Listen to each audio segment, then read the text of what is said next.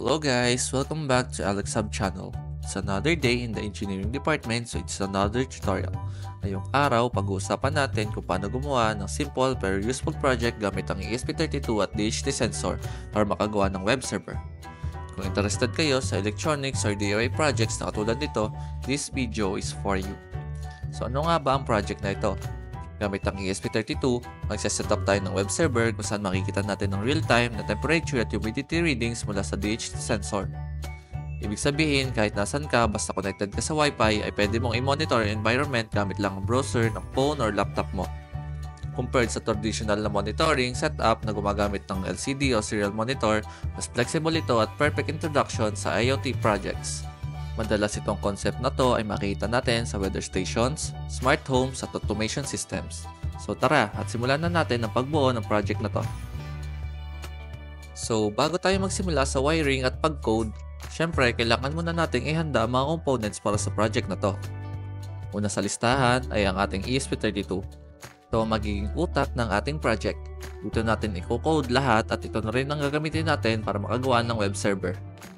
Make sure lang natin na Wi-Fi capable ang ating gagamitin. Next, kailangan natin ang DHT11 sensor. Ito ang magbibigay sa atin ng temperature at humidity readings.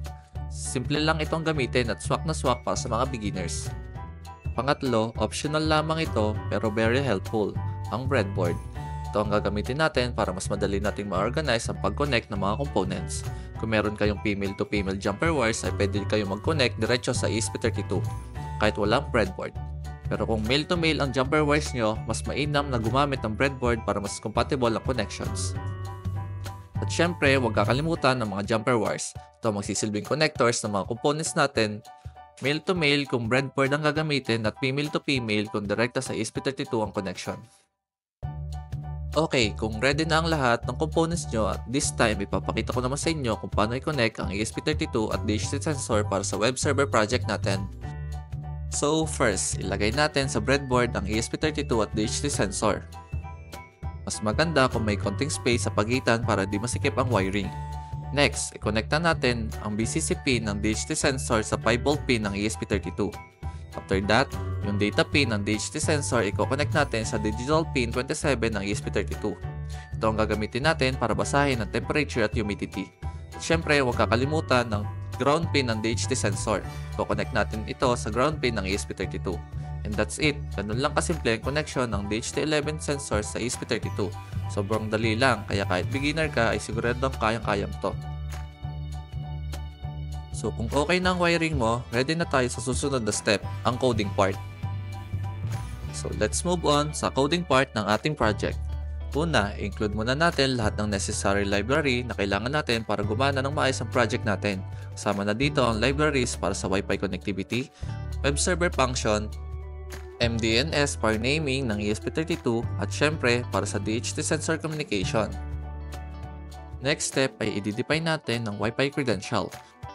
Palitan lang natin ng SSD at password ng actual network name at Wi-Fi password ng gusto mong pagkonekta ng ESP32 mo.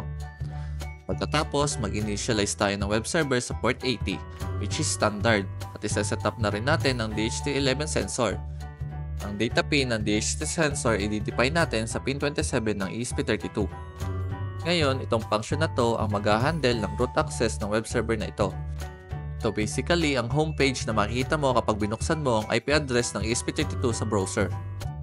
Magde-declare din tayo ng char variable kung saan natin itatype at isusulat ang buong HTML page na ipapakita natin sa web server. Sa part na to ng code, i-rewrite natin ang HTML content sa message variable. At ang HTML page natin ay nakaset to auto-refresh every 4 seconds para live na live ang data. Side HTML, gagamit tayo ng dalawang custom functions. Ito ang reddht temperature at reddht humidity. Ito yung magdi-display ng real-time temperature at humidity readings mula sa sensor natin. And then, ang server natin na magsasend ng 200 OK response kasabay ng HTML content natin para mapakita ito ng maayos sa browser. Ngayon naman ay pupunta na tayo sa setup function. Dito, i-start natin ang serial communication for debugging purposes at mag-initialize na din tayo ng DHT sensor. Seset natin ang Wi-Fi mode to Wi-Fi station para magamit natin ng ESP32 sa Wi-Fi network na gamit ang credential na nilagay natin kanina. Once connected, magdi-display na sa serial monitor ang pangalan ng Wi-Fi at IP local address ng ESP32. Pwede mo na itong gamitin para i-access ang web server. At dahil may MDNS tayo, pwede mo na rin i-access ang ESP32 gamit ang pangalan niya sa browser tulad ng http esp32.local. Di mo na kailangan i-memorize ang IP address. Iseset na rin natin ang root path na tatawagin nating handle root function. Ito ang magpapakita ng HTML page. Finally, i-start na rin natin ang web server gamit ang server.begin function. At ayun, confirm na running na ang ating ESP32 web server. Next part, punta naman tayo sa loop function. Sa loop, lagi nitong i-check kung may incoming client request, kung may bumibisita ba sa ating web page. May delay tayong 2ms para hindi ma-overload ang CPU ng ating ESP32. Ngayon, tingnan naman natin ang read DHT temperature function. Dito, magre-read tayo ng temperature galing sa DHT sensor. Kapag fail ang reading, let's say walang response ang sensor, magre-return ito at magre-response ng -1 at error message. Pero kung successful, syempre papakita niya ang current temperature value. Same logic lang din para sa read DHT humidity function. Kapag fail, error. Kapag okay ang reading, lalabas ang humidity data. And that's it, nakabuo tayo ng simple pero functional ESP32 based DHT web server. Ngayon, pwede mo nang i-monitor ang temperature at humidity kahit saan, basta sa pareho kayong network at gamit ang kahit anong browser. Okay, tapos na nating i-explain ang buong code from libraries, setup, HTML page all the way to the loop and sensor reading function. It's time to test this project in action. So let's move on to uploading the sketch and make sure na nakaselect ang correct board ng ESP32 at tama na rin ang COM port. Once okay na, click na lang natin ang upload button. Magantay na lang tayo ng konti hanggang makompile at mag-upload ang ating sketch papunta sa ESP32.